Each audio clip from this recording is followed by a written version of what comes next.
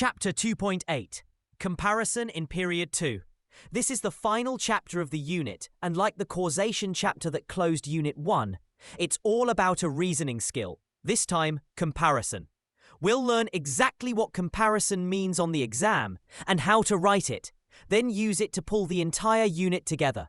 The empires, the regions, slavery, native relations, and the big question of what united and divided the colonies. Let's bring it all home. Here's the big idea. Just as Unit 1 ended with a chapter on causation, Unit 2 ends with a chapter on its signature reasoning skill, comparison. This is a synthesis chapter, a chance to step back and connect everything. We'll sharpen the comparison skill itself, then apply it across the whole unit, comparing the European empires, the colonial regions, slavery, and native relations. And we'll tackle the big synthesis question. What united the colonies, and what divided them? Comparison is the thread that ties Unit 2 together.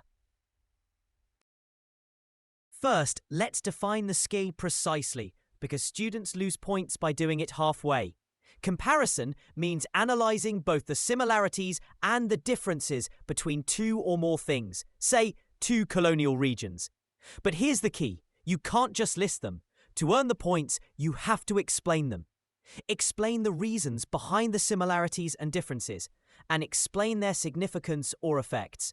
So, comparison equals similarities plus differences plus the why. Naming them is the easy part. Explaining them is what scores. Now, how to write it on a DBQ or long essay? Start by making a clear claim about a similarity or a difference. For example, that New England and the Chesapeake developed very different labour systems. Support that claim with specific evidence from each case. Then, explain why that difference mattered. Use comparison signal words to make your reasoning obvious to the reader. Whereas, unlike, both, similarly, in contrast. And critically, address both sides. Don't just describe one region and ignore the other. Claim, evidence, significance. Structure every comparison around those three moves. Let's see comparison in action with a model. New England versus the Chesapeake, the exam's favourite matchup. Economy. New England was diversified, with farms, fishing and trade, whereas the Chesapeake depended on a single cash crop, tobacco. Labour. New England relied on free family farms, while the Chesapeake relied on indentured servants and then enslaved Africans. Society. New England clustered into tight-knit towns, whereas the Chesapeake was spread out across isolated plantations. And religion. New England was strictly Puritan, while the Chesapeake was more loosely Anglican. Each row names a difference you could then explain. That's a complete comparison. Now let's apply comparison across the unit, starting with the empires. Spain sought wealth and religious conversion through conquest. France and the Dutch sought trade, sending few settlers. And England sought land for permanent settlement.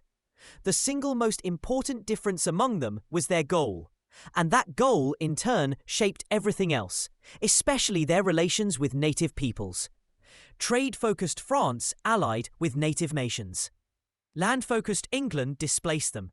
When you compare the empires, lead with their differing goals, then explain the effects.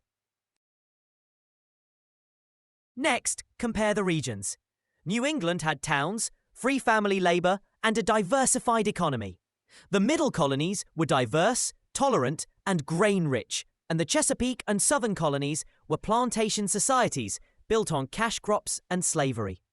The master contrast to know is north versus south.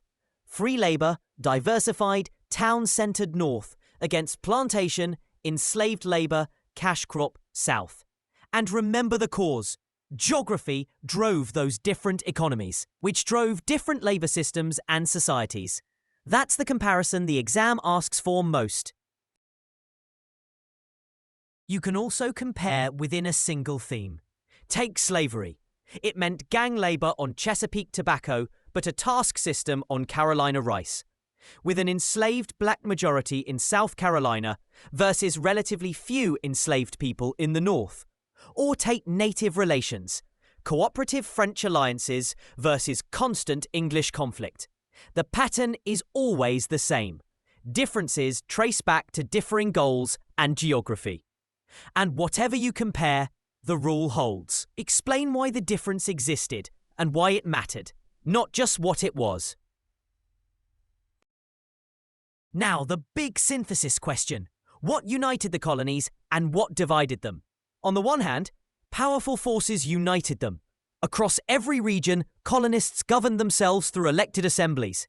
All were tied to Britain through trade, goods, and culture. All were part of the Atlantic economy.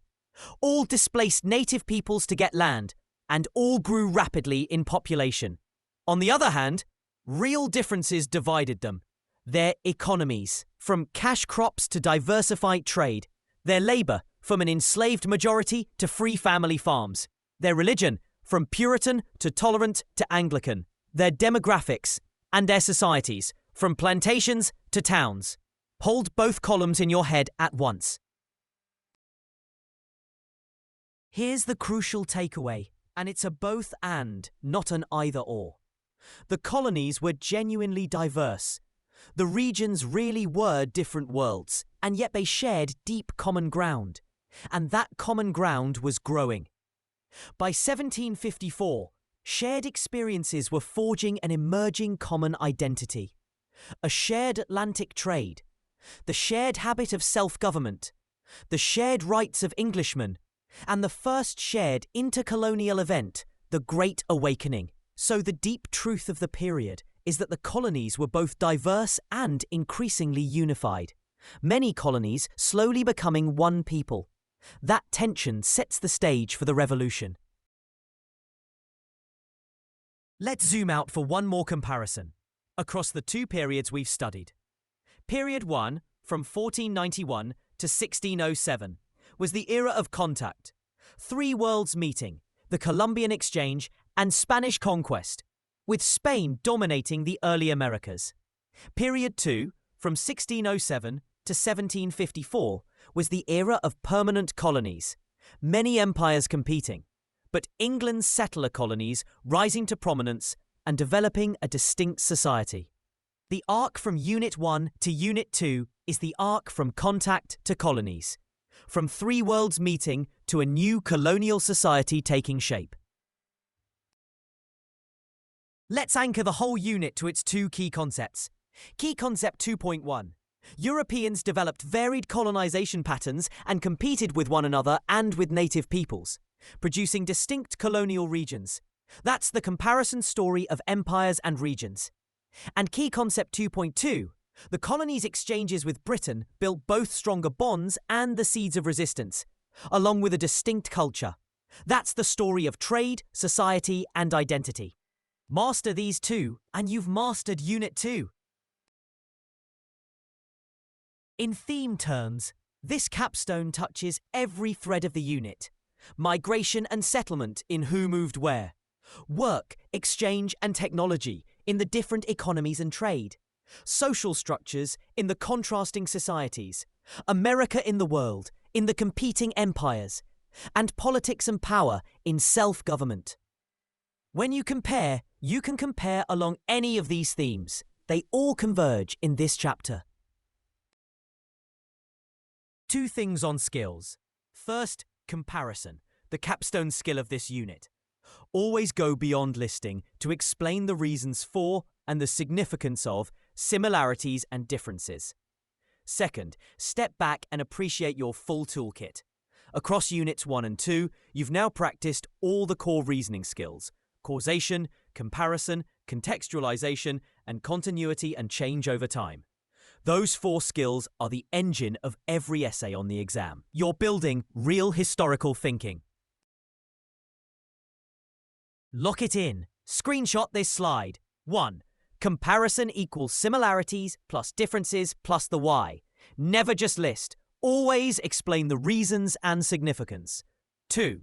Use signal words, both, whereas, unlike, similarly, to prove you're comparing. 3. The Unit 2 master contrasts, North versus South and Trade versus Conquest. And 4. Diverse and unified. By 1754, many colonies were becoming one people. 4 hooks, and the skill is yours.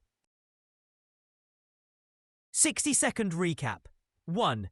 Comparison means analysing both similarities and differences and explaining their reasons and significance. 2. The empires differed most by their goal: Spain's conquest, France and the Dutch's trade, and England's settlement. 3. The regions differed by economy, labour and society, the Great North-South Divide. 4. And yet the colonies shared self-government, ties to Britain, the Atlantic economy, and rapid growth. And 5. By 1754, the colonies were both diverse and increasingly unified. Lock it in. That completes all 8 chapters of Unit 2. Congratulations! You now understand colonial America from 1607 to 1754. The empires, the regions, the Atlantic economy, native relations, slavery, colonial culture, and the comparison skill that ties it together. Next up is the Unit 2 review and practice test, where we'll pull it all together and test your mastery with exam-style questions. Subscribe so you don't miss it. And I'll see you there on your way to a 5.